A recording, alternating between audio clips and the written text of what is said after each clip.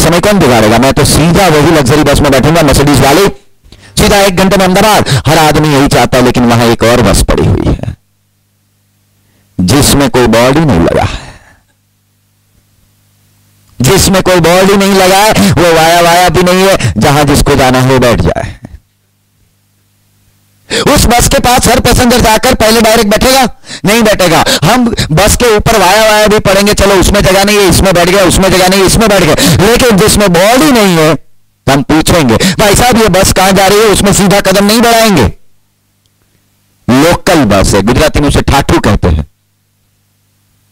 हमें पता है कि ये बस कैसी है, बैठने से पहले 4 बार कंफर्म करेंगे कि ये ऐसा है, क्योंकि बिना बोर्ड के बस में तो हम नहीं बैठते हैं। हर दुनिया में ऐसा ही है। तो मैं सज्जनों और देवियों आप सभी से एक सवाल करना चाहता हूं, और ये युवाओं से, कि आपके जीवन की बस पर कौन सा बोर्ड है? कौन सा बोर्ड लगाया हुआ है कि लोग देखकर ही समझ जाए कि ये इस दिशा में जाने वाली है? या फिर आप अपनी जीवन की बस पर किसी एक ऐसे आदमी का इंतजार कर रहे हैं कि जो आकर अपना बोर्ड लगाकर चला जाएगा? अगर आपके बस पर कोई बोर्ड नहीं है तो कोई भी ड्राइवर आएगा, और ऐसी बसें बस डेपो पर ऑप्शनल बसें होती है कि कोई और बस बिगड़ जाए तो इस बस का इस्तेमाल किया जाए। हमारे जीवन का भी शायद यही हो रहा है कि हमारे जीवन का अपना कोई पर्पस नहीं है, अपना कोई लक्ष्य नहीं है, इसलिए हम हमेशा दूसरों के काम करने में व्यस्त रहते हैं, और जिसे हम अपने आप को मूर्ख बनाने के लिए कहते हैं हम मदद कर रहे हैं। यह मदद नहीं है। मदद के नाम पर यह भावनात्मक मूर्खता के अलावा कुछ नहीं है।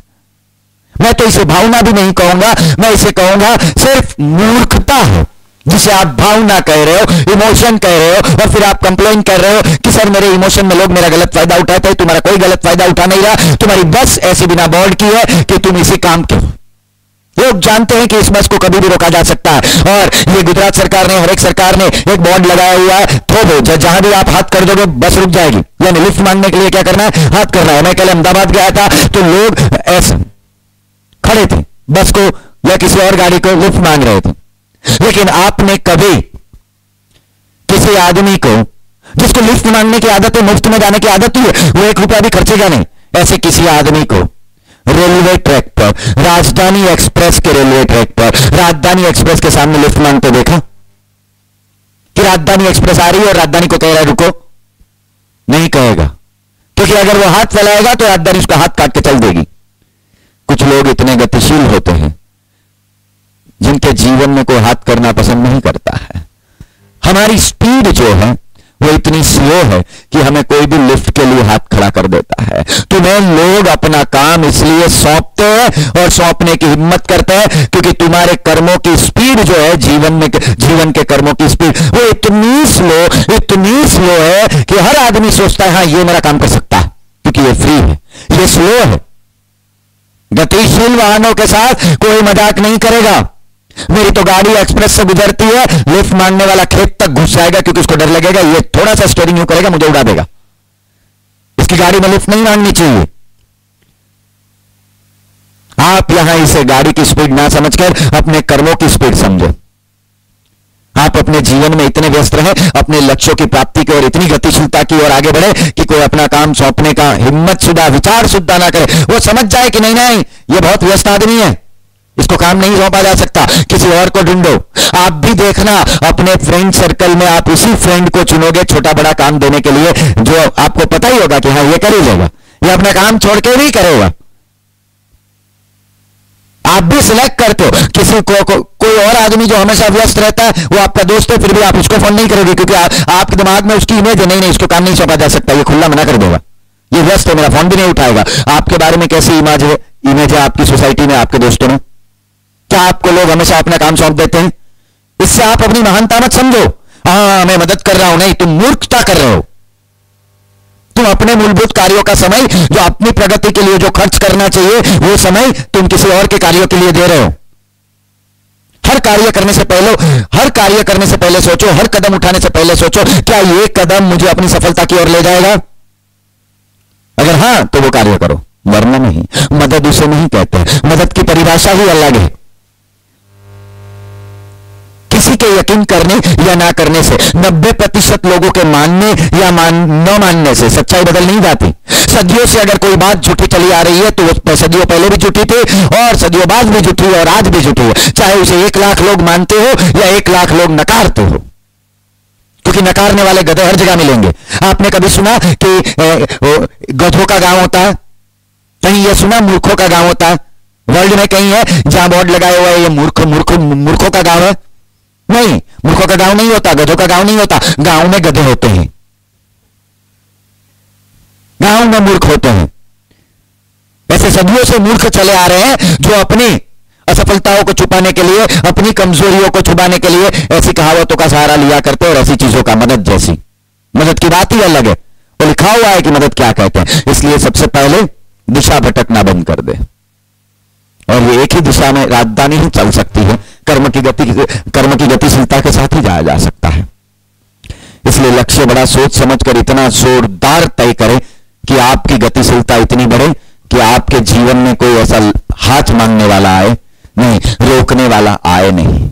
अब जब आप लक्ष्य तय करते हो तो आपकी एक सबसे बड़ी प्रॉब्लम है कि सर हमने तो हमारे जीवन में बहुत लक्ष्य तय करे, लेकिन धीरूभाई अंबानी को अपने जीवन में जितनी अपॉर्चुनिटीज मिली, बिल गेट्स को जितनी मिली, असीम प्रेमजी को जितनी मिली, सचिन तेंदुलकर को जितनी मिली, सर ये जितने भी सफल लोग हैं उनके जीवन में जितनी अपॉर्चुनिटीज, जितने मौके मिले वो उस ईश्वर ने, उस खुदा ने दिए। मेरे जीवन में कभी ऐसा कोई मौका, ऐसी कोई परिस्थिति ही नहीं आई।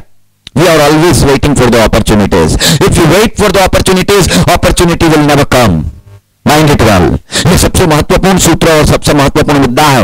अगर आप ऐसी परिस्थितियों के इंतजार में हैं कि ऐसा कुछ होगा तो मैं करूंगा, कुछ ऐसा हो जाए कि मैं वैसा करूं, यह सफलता की सबसे पहली निशानी है। ऐसी परिस्थितियां कभी नहीं आएगी। उन परिस्थितियों के इंतजार में मत रहो, ऐसे मौके कभी नहीं आएंगे। और मौके जब आते हैं तो उतनी स्पीड में चले जाते हैं। वो कहते हैं ना, मौका जितना छोटा लफ्ज है उतने ही कम वक्त के लिए आता है, और हमने सिर्फ उसे सोचने समझने में ही वो वक्त गंवा दिया। मौका और कुछ नहीं होता है, मौका एक ऐसा पल होता है जिस पल में आप वो काम कर लो तो आप सफल हो जाओगे, और चूक गए तो चूक गए। You will miss the bus, you will miss the bus. आप मौके को आइडेंटिफाइड करने में, रिकॉग्नाइज करने में इतना वक्त लगा देते हो कि वो समय का फायदा कोई और उठा के चल देता है। Why? Because you are not ready to take risk. आपने पर्पस तो बड़ा चुन लिया। आप कहते हो सर मैं मेरे पीछे चींटी नहीं लगाना चाहता हूं, मेरे पीछे कुत्ता नहीं लगाना चाहता हूं, मेरे पीछे शेर लगाना चाहता हूं। तो शेर लगाना मतलब बहुत बड़ा रिस्क लेना। If you are not ready to take a risk तो फिर शेर मत लगाओ, आराम से चलो, तो फिर गतिशीलता नहीं आएगी। आपने ये रास्तों पर भिखारी को कभी भागते हुए देखा? भिखारी को कभी एकदम फटाफट जल्दी जल्दी चलते हुए देखा? हैव यू एवर सीन कि बेगर बहुत जल्दी जल्दी जा रहा? क्यों? Why they are not in hurry? वो कभी क्यों जल्दी में नहीं होते? सीधी सी बात है, उन सालों को जाना कहां है? तुम जल्दी में हो सकते हो, तुम्हारा कोई घर है, उनका कोई घर ही नहीं है ना। जहां थक गए वहीं रुक गए, वहीं हार गए और वहीं सो लिए। उनका कोई घर ही नहीं है, उनको कहां जाना क्या है? उनकी कोई दिशा है? मिरर। इसलिए उनको कोई जल्दी नहीं होती है। जिनकी दिशा है उनको जल्दी हो सकती है। अगर तुमने दिशा तय की है तो तुम्हारी जल्दी हो सकती है, लेकिन तुम्हारे पीछे कुत्ते पड़े हैं या शेर पड़ा है, उस पर भी तुम्हारी गतिशीलता तय है, जैसा मैंने बताया तुम्हारा लक्ष्य।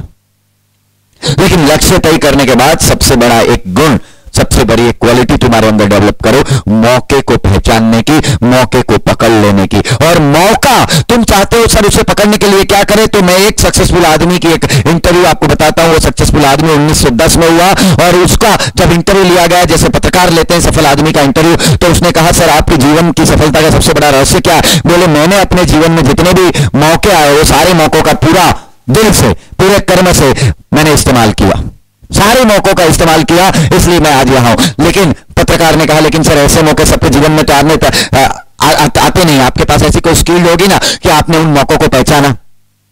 क्योंकि मौका काफी दफा दिखने वाला मौका छला हुआ भी हो सकता है, वो मौका ना भी हो। हम समझते हैं कि वो मौका है, वो अपॉर्चुनिटी, और हम गिर जाए। आपको कैसे पता लगता है कि ये मौका ही है, ये एक राइट अपॉर्चुनिटी है? तो वो बिजनेस में हंसने लगा और कहने लगा मैं भी एक साधारण आदमी हूं यार, तुम्हारी तरह कोई ब्रह्मज्ञानी तो हूं नहीं कि मुझे पता लग जाएगा लेकिन अगर मौके को एक घोड़ा माना जाए, उसने एक उदाहरण लिया, समझाया पत्रकार को समझाने के लिए कि मौका, अपॉर्चुनिटी एक अगर हॉर्स है तो एक घोड़ा जब अपॉर्चुनिटी को लेकर आता है, तो मैंने ये कभी सोचा नहीं, मेरे जीवन में जितने भी घोड़े आए और मुझे आभास भी हुआ कि अगर मौके का घोड़ा है तो मैंने उस पर बैठकर छलांग लगाना स्टार्ट कर दिया। कुछ घोड़ों ने मुझे रास्ते पर फेंक दिया, कुछ घोड़े थे ही नहीं, मैं वहीं गिर गया, लेकिन कुछ घोड़े सही सही में थे जो मुझे मंजिल तक लेकर आए। मौके हम पहचान नहीं पाते हैं, वो तो जीवन में जितने भी मौकों के घोड़े आएंगे उस पर बैठना पड़ेगा, ट्राई करना पड़ेगा, रिस्क लेना पड़ेगा। कोई घोड़ा तुम्हें उछाल कर फेंक देगा और कोई घोड़ा तुम्हें रास्ते में छोड़ देगा। कोई घोड़ा होगा ही नहीं तो वहीं गिर जाओगे, कोई घोड़ा बीमार होगा, लेकिन कोई घोड़ा तो ऐसा होगा जो तुम्हें मंजिल तक ले जाएगा। तुम घोड़े चुनने में रहोगे तो चुन चुके तुम, क्योंकि वो तो जब तक तुम सवारी नहीं करोगे घोड़ों की, तब तक तुम्हें पता कैसे लगेगा कौन सा घोड़ा तुम्हें मंजिल तक पहुंचाएगा। घोड़ों से पूछा नहीं जाता क्या तुम मुझे मंजिल तक पहुंचाओगे या नहीं। ये जब घोड़ों की रेस होती है, उस पर करोड़ों रुपए, करोड़ों डॉलर लगाते हैं, तब उसका मालिक उसको पूछता नहीं, उसको एक भरोसा होता है, चलो ट्राई तो करे, रेस जुड़वानी पड़ती है। घोड़ा मतलब अपॉर्चुनिटी। तुम्हारे जीवन में तुम्हारे अनुभव के माध्यम से तुम्हें यह एहसास होगा कि हाँ, ये परिस्थिति, ये मौका मुझे वहां तक पहुंचा सकता है, तो एक बार ट्राई करके देखो। उसके लिए रिस्क, मैं ये नहीं कहता अंधा रिस्क लो। किसी ने तुम्हें कह दिया कि हाँ, ये तुम 10 लाख डालोगे शेयर मार्केट में और 1 करोड़ बन जाएगा, और आज तुमने मेरी बात सुनी और तुमको लगा हाँ, ये अपॉर्चुनिटी है, चलो मैं इस घोड़े पर बैठ कर देखता हूं, गिर गया तो गिर गया। लेकिन तुम्हारे जीवन की टोटल मूल्य आज तक की 10 लाख है, तुमने डाल दिया और गए। फिर तुम मुझे गाली बकोगे, देखा मैंने जैसे तैसे करके सेविंग की थी और आनंद सर की बात मानी और मैंने तो अपने 10 लाख गंवा दिए। मैंने ये भी कहा कि अपने अनुभव के माध्यम से घोड़ों को थोड़ा पहचानना, लेकिन पहचानने में इतना समय मत लगाना कि सब कुछ गंवा दो। वो तुम्हें एक एहसास होगा कि हाँ, ये परिस्थिति मुझे आगे पहुंचा सकती है, ये मेरे लिए मौका है। उस मौके को इतना भी जांचने परखने में समय मत गंवा दो कि वो घोड़े पर कोई और बैठ जाए और सवारी करके मंजिल तक पहुंच जाए। अपॉर्चुनिटीज हम सबके जीवन में आती है, हमें बस उसे खड़ा करना होता है। परिस्थितियों को तो हम खड़ा कर लेते हैं। मैं आपको बताता हूं, एक स्लीपर बनाने वाली कंपनी, सपोज ये पैरागॉन की चप्पल आती है आजकल, सलमान खान उसकी एडवर्टीजमेंट में आता है, बराबर। अब वो पैरागॉन चप्पल बनाने वाली कंपनी को बहुत छोटे पैमाने पर थी, उसको धीमे धीमे आगे बढ़ना था, तो उसको लगा मैं भी एक MNC बनूं, मल्टीनेशनल कंपनी बनूं, तो चलो मैं किसी दूसरे देश में जहां बहुत ज्यादा मुनाफा होता हो और जहां कम से कम स्पर्धा हो, कंपटीशन की कमी हो, वहां मैं ही अपनी मोनोपोली स्थापित कर दूं, मैं अकेला किंग बन जाऊं। ऐसे देशों की खोज में लगा। उसको लगा चलो अफ्रीका जाना चाहिए, तो अफ्रीका के जंगलों में उसने अपनी एक सर्वे टीम भेजी। 2 टीम भेजी, 2 सेल्समैन थे सर्वे करने वाले।